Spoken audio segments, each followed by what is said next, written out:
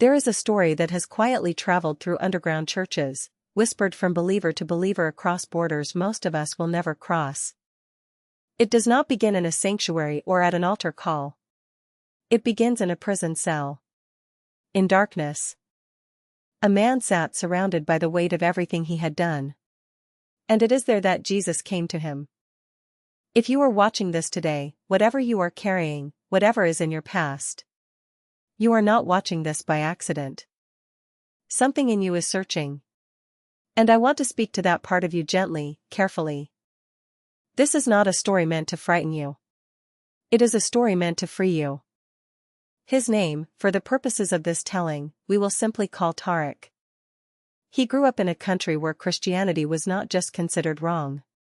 It was considered dangerous. Treasonous. He was taught from childhood that followers of Jesus were enemies of God. And Tariq was not a passive man. He became part of a group that targeted Christian communities. He believed, with every fiber of his being, that what he was doing was righteous. Tariq was not an obviously evil man. He had a mother who loved him.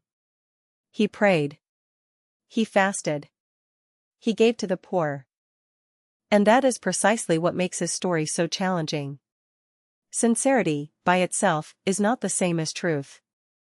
A man can be fully committed, deeply passionate, entirely convinced, and still be profoundly wrong. The human heart has an extraordinary capacity to build religious systems that protect the self while claiming to serve God. The Apostle Paul understood this from the inside. Before Damascus, he was exactly this kind of man. He genuinely believed that persecuting Christians was righteous. He had organized his entire inner life around that conviction. And then Jesus met him on a road, in a blinding light, and said simply, "Saul, Saul, why are you persecuting me?" Jesus identifies so completely with those who belong to him that what is done to them is done to him. When you are confronted with the living Christ, there is no negotiation. There is only the question, will you surrender? Paul surrendered.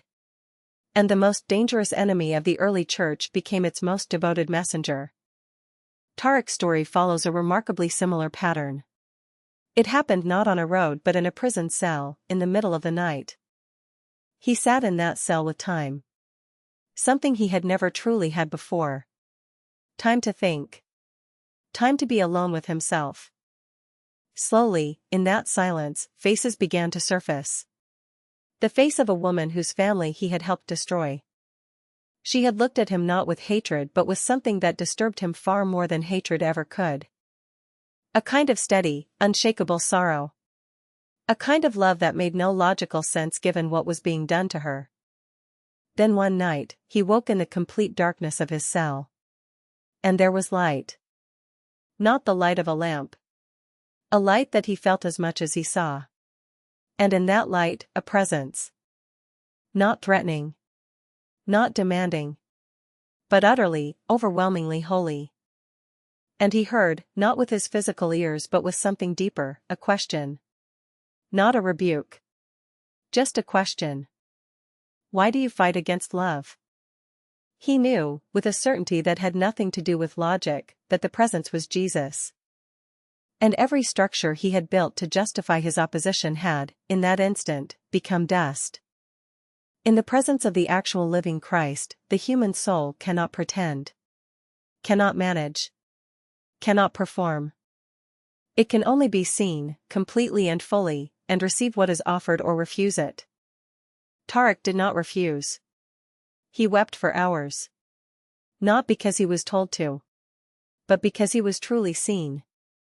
Real transformation rarely is immediate or simple or tidy. He wants people to know that. He had to face, systematically and painfully, the specific things he had done. Grace does not delete history. Grace gives you the ability to carry your history honestly. He eventually connected with a small network of underground believers. He was baptized quietly, without ceremony. He sought out some of the families he had harmed. Not all could receive him. Some turned him away. But a few received him. Forgave him. Wept with him. And in those moments, he said, he understood for the first time what the word grace actually meant. Not as a theological concept.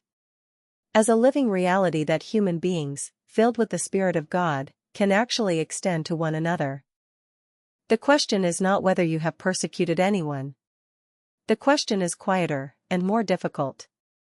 Have you built a version of religion that is actually protecting you from a genuine encounter with the living God? We can know all the right words. Attend all the right services. Check all the doctrinal boxes. And still be arranged around ourselves. Jesus said that many will come to him and say, Lord, Lord, did we not do mighty works in your name? And he will say, I never knew you. Not I knew you, but you failed. But I never knew you. There was activity. There was performance. But no real knowing. The invitation is simply this. Come before God as honestly as you can. And ask him to show you what is real. Not show me that I am right. Not show me that I am safe. But show me what is true. What is on the other side of that process is worth everything it costs. It is the actual presence of the actual living Christ. Not a concept. Not a doctrine. A person. The person who made you. Who intercedes for you right now, at this very moment. With a love that nothing in all creation can separate you from. Not death. Not life. Not anything. To anyone who has done real harm. To anyone who carries the weight of things they cannot undo. The same grace that reached into a prison cell and met Tariq has not been withheld from you. There is no version of your past that places you outside the reach of what Jesus offers. But grace requires honesty to receive. It cannot be received while we are still defending ourselves. Lord, I am not always sure what is real in my heart. I ask you to show me what is true. Where there is hardness, soften it. Where there is pride, humble it. Where there is hurt I have caused, give me courage to face it. I do not come with a record I am proud of. I come simply because you are there.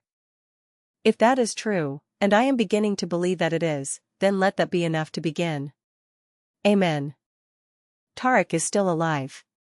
He lives quietly, in a way that for his safety cannot be described in detail. He says he would want people to know one thing above all else. Jesus is not a concept that can be argued about at a safe distance. He is a person who is present. Who sees. Who pursues. When he finally finds you in whatever prison you are in, he does not come with condemnation. He comes with a question. And the question, always, is the same. Why do you fight against love?